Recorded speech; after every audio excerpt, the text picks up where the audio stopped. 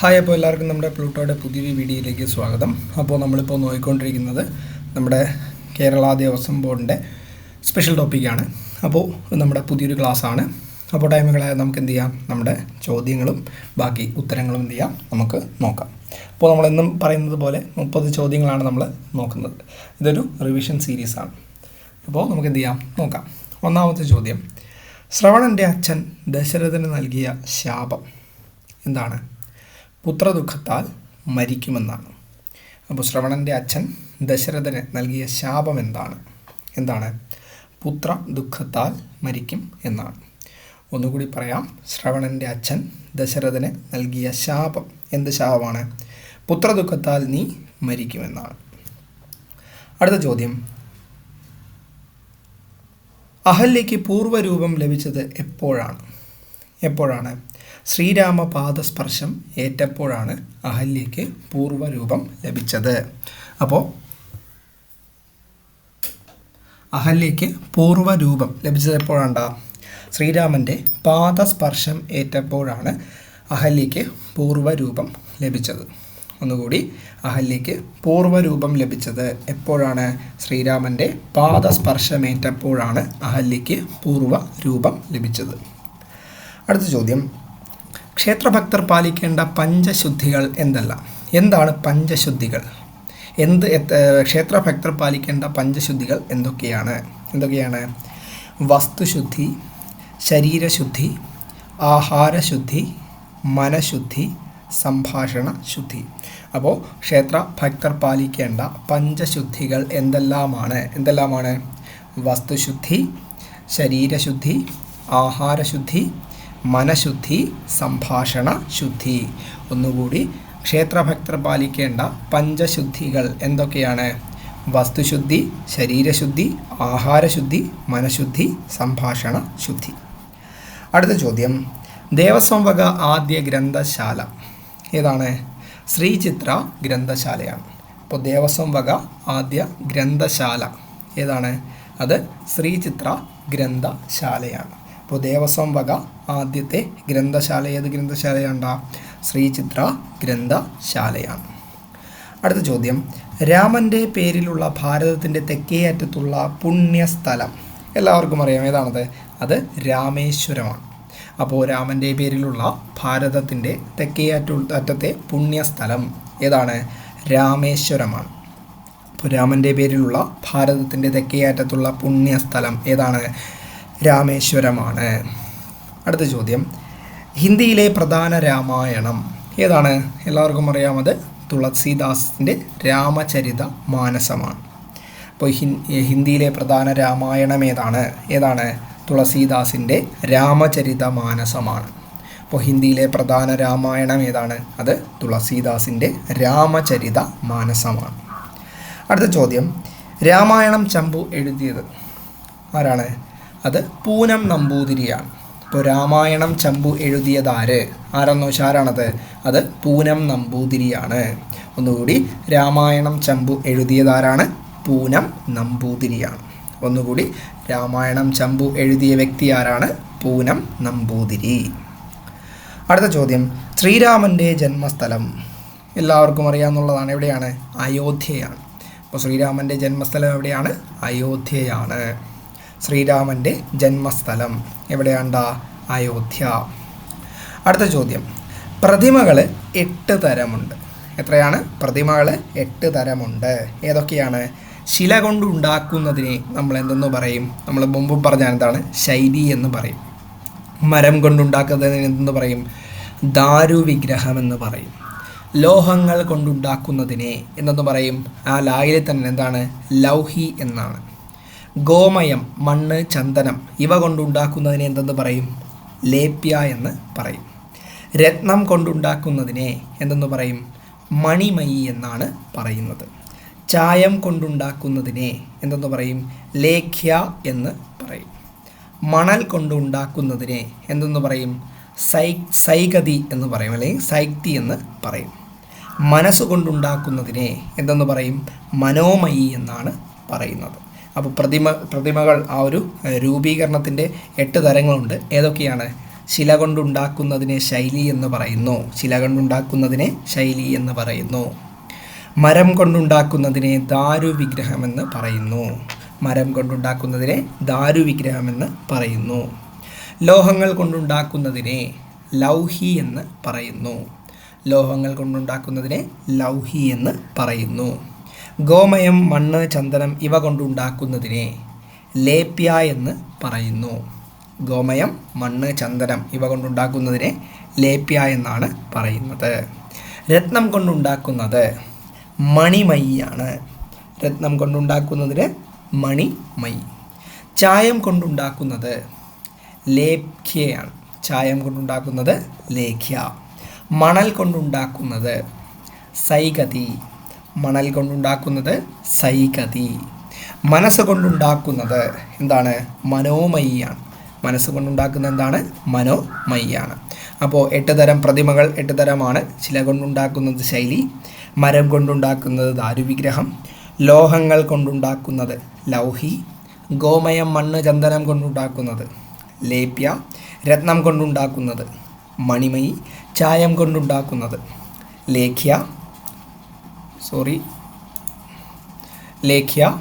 മണൽ കൊണ്ടുണ്ടാക്കുന്നത് സൈക്തി, മനസ്സ് കൊണ്ടുണ്ടാക്കുന്നത് മനോമയി. അടുത്ത ചോദ്യം, ക്ഷേത്രത്തിലെ കിണർ അശുദ്ധമായാൽ ചെയ്യപ്പെടേണ്ട പരിഹാരം എന്താണ്? കൂപശാന്തിയാണ്. അപ്പോൾ ക്ഷേത്രത്തിലെ കിണർ അശുദ്ധമായാൽ ചെയ്യപ്പെടേണ്ട പരിഹാരം എന്താണ്? കൂപശാന്തിയാണ്. അപ്പോൾ ക്ഷേത്രത്തിലെ കിണർ അശുദ്ധമായാൽ ചെയ്യേണ്ട പരിഹാരം കൂപശാന്തി. അപ്പോൾ ക്ഷേത്രത്തിൻ്റെ പ്രധാന ഭാഗങ്ങളാണ് അടുത്ത് നോക്കാൻ പോകുന്നത്. ഏതൊക്കെയാണ്?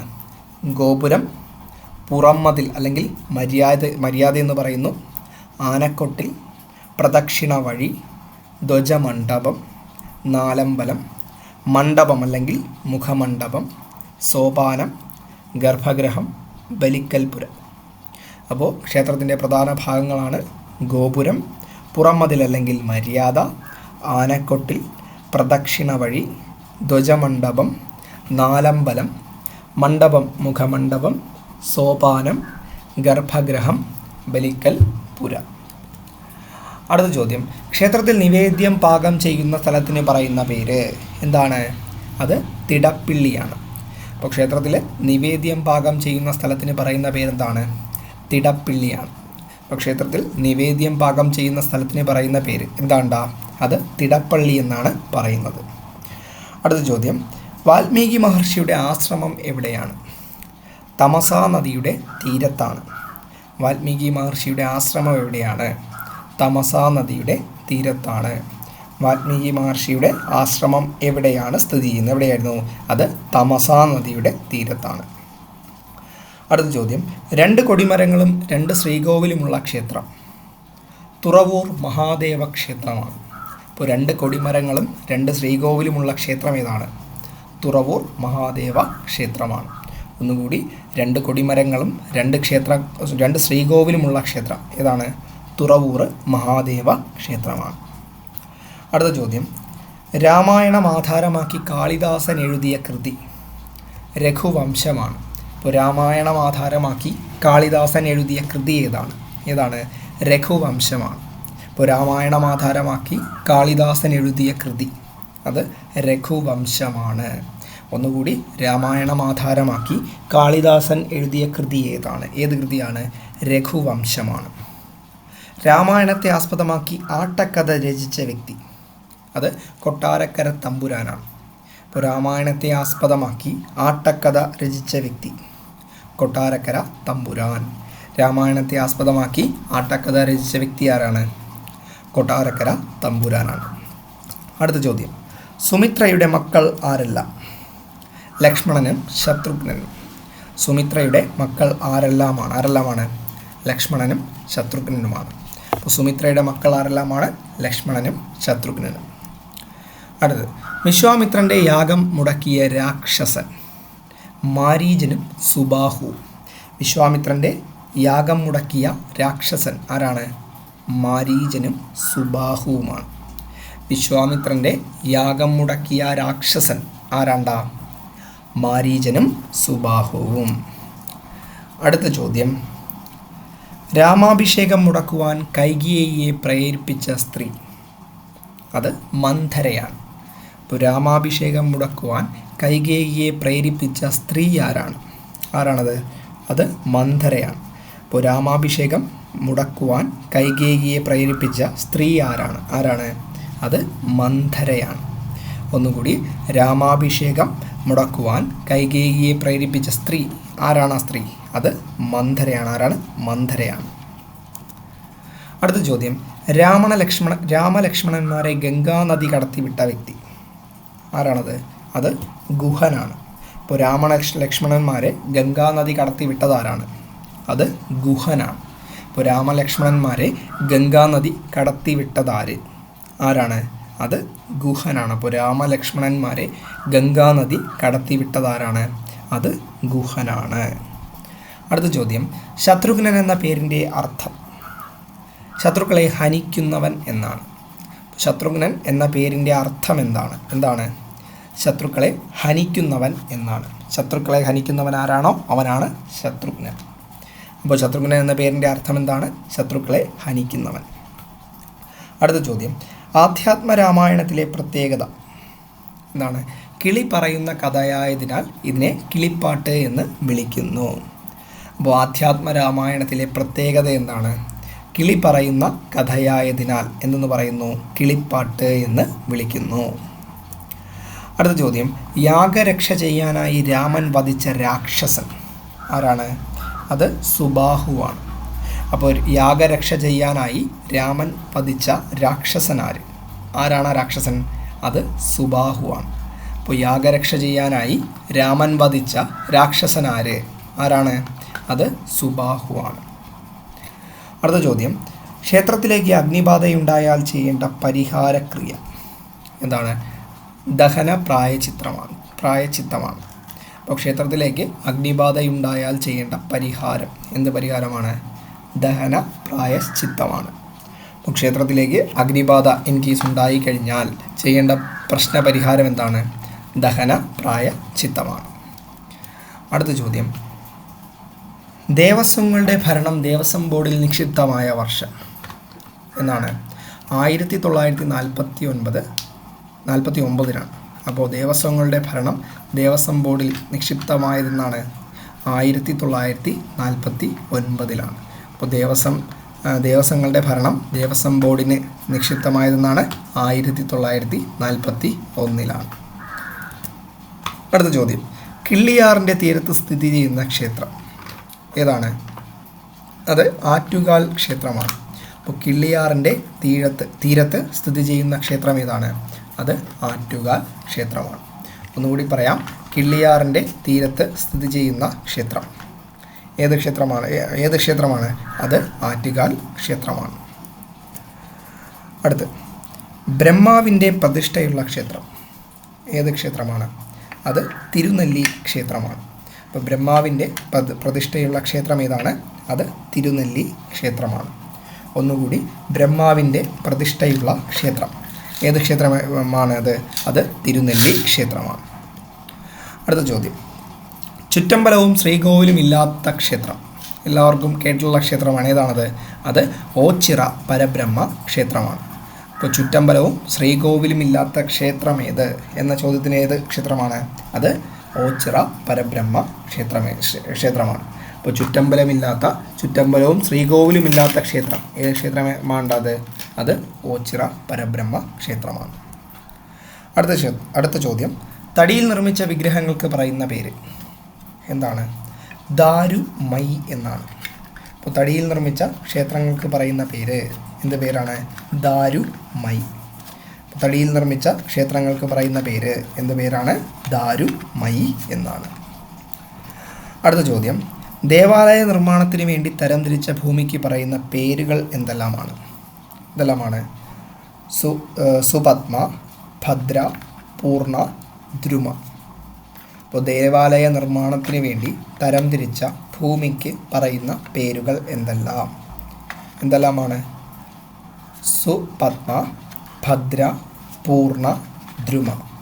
ഒന്നുകൂടി പറയാം, ദേവാലയ നിർമ്മാണത്തിന് വേണ്ടി തരംതിരിച്ച ഭൂമിക്ക് പറയുന്ന പേരുകൾ എന്തൊക്കെയാണ്? സുപത്മ, ഭദ്ര, പൂർണ്ണ, ദ്രുമ. അടുത്ത ചോദ്യം, ഇത് നമ്മുടെ ലാസ്റ്റ് ചോദ്യമാണ്. ധ്വജയോനിയിൽ പണിയുന്ന ക്ഷേത്രത്തിൻ്റെ മുഖം ഏത് ദിക്കാണ്? ഏത് ദിക്കാണ്? അത് പടിഞ്ഞാറ് ദിക്കാണ്. അപ്പോൾ ധ്വജ യോനിയിൽ പണിയുന്ന ക്ഷേത്രത്തിൻ്റെ മുഖം ഏത് ദിക്കാണ്? പടിഞ്ഞാറ് ദിക്കാണ്. അപ്പോൾ ഒന്നുകൂടി പറയാം, ധ്വജ യോനിയിൽ പണിയുന്ന ക്ഷേത്രത്തിൻ്റെ മുഖം ഏത് ദിക്കാണ്? അത് പടിഞ്ഞാറ് ദിക്കാണ്. അപ്പോൾ ഇത്രയും ചോദ്യങ്ങളാണ് നമ്മൾ ഈ ഒരു വീഡിയോയിൽ പറഞ്ഞത്. അപ്പോൾ എന്ത് ചെയ്യുക, നമുക്ക് ഇന്ന് പറഞ്ഞ ചോദ്യങ്ങൾ ഒന്നേന്ന് ഈ ഒരു ചോദ്യം വരെ പറഞ്ഞിട്ട് ഈ ഒരു വീഡിയോ അവസാനിപ്പിക്കാം. അപ്പോൾ നമ്മൾ ആദ്യം പറഞ്ഞത് ശ്രവണൻ്റെ അച്ഛൻ ദശരഥന് നൽകിയ ശാപം എന്താണ്? പുത്രദുഃഖത്താൽ മരിക്കുമെന്നാണ്. അഹല്യയ്ക്ക് പൂർവ്വരൂപം ലഭിച്ചത് എപ്പോഴാണ്? ശ്രീരാമ പാദസ്പർശമേറ്റപ്പോഴാണ് അഹല്യയ്ക്ക് പൂർണ്ണ രൂപം ലഭിച്ചത്. ക്ഷേത്രഭക്തർ പാലിക്കേണ്ട പഞ്ചശുദ്ധികൾ എന്തൊക്കെയാണ്? വസ്തുശുദ്ധി, ശരീരശുദ്ധി, ആഹാരശുദ്ധി, മനഃശുദ്ധി, സംഭാഷണ ശുദ്ധി. ദേവസ്വം വക ആദ്യ ഗ്രന്ഥശാല ഏതാണ്? ശ്രീചിത്ര ഗ്രന്ഥശാലയാണ്. അടുത്ത്, രാമൻ്റെ പേരിലുള്ള ഭാരതത്തിൻ്റെ തെക്കേ അറ്റത്തുള്ള പുണ്യസ്ഥലം ഏതാണ്? അത് രാമേശ്വരമാണ്. ഹിന്ദിയിലെ പ്രധാന രാമായണം തുളസീദാസിൻ്റെ രാമചരിത മാനസം. രാമായണം ചമ്പു എഴുതിയത് പൂനം നമ്പൂതിരി. ശ്രീരാമൻ്റെ ജന്മസ്ഥലം എവിടെയാണ്? അയോധ്യ. പ്രതിമകൾ 8 തരം ഏതൊക്കെയാണ്? ശില കൊണ്ടുണ്ടാക്കുന്നതിനെ ശൈലിയെന്നും, മരം കൊണ്ടുണ്ടാക്കുന്നതിനെ ദാരുവിഗ്രഹമെന്നും, ലോഹങ്ങൾ കൊണ്ടുണ്ടാക്കുന്നതിനെ ലൗഹി എന്നും, ഗോമയം അല്ലെങ്കിൽ മണ്ണ് ചന്ദനം കൊണ്ടുണ്ടാക്കുന്നതിനെ ലേപ്യ എന്നും, രത്നം കൊണ്ടുണ്ടാക്കുന്നതിനെ മണിമയി എന്നും, ചായം കൊണ്ട് ഉണ്ടാക്കുന്നത് ലേഖ്യ എന്നും, മണൽ കൊണ്ടുണ്ടാക്കുന്നത് സൈകതി എന്നും, മനസ്സുകൊണ്ടുണ്ടാക്കുന്ന എന്താണ്? മൈ എന്നും പറയുന്നു. അടുത്ത ചോദ്യം, ക്ഷേത്രത്തിലെ കിണർ അശുദ്ധമായാൽ ചെയ്യപ്പെടേണ്ട പരിഹാരം കൂപശാന്തിയാണ്. ക്ഷേത്രത്തിൻ്റെ പ്രധാന ഭാഗങ്ങൾ എന്തൊക്കെയാണ്? ഗോപുരം, പുറംമതിൽ അല്ലെങ്കിൽ മര്യാദ, ആനക്കൊട്ടിൽ, പ്രദക്ഷിണ വഴി, ധ്വജമണ്ഡപം, നാലമ്പലം, മണ്ഡപം അല്ലെങ്കിൽ മുഖമണ്ഡപം, സോപാനം, ഗർഭഗൃഹം, ബലിക്കൽ പുര. ക്ഷേത്രത്തിൽ നിവേദ്യം പാകം ചെയ്യുന്ന സ്ഥലത്തിന് പറയുന്ന പേര് എന്താണ്? തിടപ്പിള്ളി. വാൽമീകി മഹർഷിയുടെ ആശ്രമം എവിടെയാണത്? അത് തമസാ നദിയുടെ തീരത്താണ്. അടുത്ത ചോദ്യം, 2 കൊടിമരങ്ങളും 2 ശ്രീകോവിലുമുള്ള ക്ഷേത്രം ഏതാണ്? അത് തുറവൂർ മഹാദേവ ക്ഷേത്രമാണ്. രാമായണം ആധാരമാക്കി കാളിദാസൻ എഴുതിയ കൃതി രഘുവംശം. രാമായണത്തെ ആസ്പദമാക്കി ആട്ടക്കഥ രചിച്ച വ്യക്തി കൊട്ടാരക്കര തമ്പുരാൻ. സുമിത്രയുടെ മക്കളാരെല്ലാം? ലക്ഷ്മണനും ശത്രുഘ്നനും. വിശ്വാമിത്രൻ്റെ യാഗം മുടക്കിയ രാക്ഷസൻ ആരാണ്? മാരീചനും സുബാഹുവും. രാമാഭിഷേകം മുടക്കുവാൻ കൈകേയിയെ പ്രേരിപ്പിച്ച സ്ത്രീ അത് മന്ധരയാണ്. ലക്ഷ്മണന്മാരെ ഗംഗാനദി കടത്തിവിട്ടത് ഗുഹനാണ്. ശത്രുഘ്നൻ എന്ന പേരിൻ്റെ അർത്ഥം ശത്രുക്കളെ ഹനിക്കുന്നവൻ. അധ്യാത്മരാമായണത്തിലെ പ്രത്യേകത കിളി പറയുന്ന കഥയായതിനാൽ കിളിപ്പാട്ട് എന്ന് വിളിക്കുന്നു. യാഗരക്ഷ ചെയ്യാനായി രാമൻ വധിച്ച രാക്ഷസൻ സുബാഹു. ക്ഷേത്രത്തിലേക്ക് അഗ്നിബാധയുണ്ടായാൽ ചെയ്യേണ്ട പരിഹാരം ദഹന പ്രായച്ചിത്തം. ദേവസ്വങ്ങളുടെ ഭരണം ദേവസ്വം ബോർഡിൽ നിക്ഷിപ്തമായ വർഷം 1949. കിള്ളിയാറിൻ്റെ തീരത്ത് സ്ഥിതി ചെയ്യുന്ന ക്ഷേത്രം എല്ലാവർക്കും അറിയാം, അത് ആറ്റുകാൽ ദേവി ക്ഷേത്രമാണ്. ബ്രഹ്മാവിൻ്റെ പ്രതിഷ്ഠയുള്ള ക്ഷേത്രം തിരുനെല്ലി ക്ഷേത്രം. ചുറ്റമ്പലവും ശ്രീകോവിലുമില്ലാത്ത ക്ഷേത്രം ഓച്ചിറ പരബ്രഹ്മ ക്ഷേത്രം. തടിയിൽ നിർമ്മിച്ച വിഗ്രഹങ്ങൾക്ക് പറയുന്ന പേര് ദാരുമയ്യാണ്. ദേവാലയ നിർമ്മാണത്തിന് വേണ്ടി തരംതിരിച്ച ഭൂമിക്ക് പറയുന്ന പേരുകൾ ഏതൊക്കെയാണ്? സുപത്മ, ഭദ്ര, പൂർണ്ണ, ദ്രുമ. ധ്വജയോനിയിൽ പണിയുന്ന ക്ഷേത്രത്തിൻ്റെ മുഖം ഏത് ദിക്കിലേക്കാണ്? അത് പടിഞ്ഞാറ് ദിക്കിലേക്കാണ്. അപ്പോൾ ഇത്രയും ചോദ്യങ്ങളാണ് നമ്മൾ ഈ ഒരു വീഡിയോയിൽ പറഞ്ഞത്.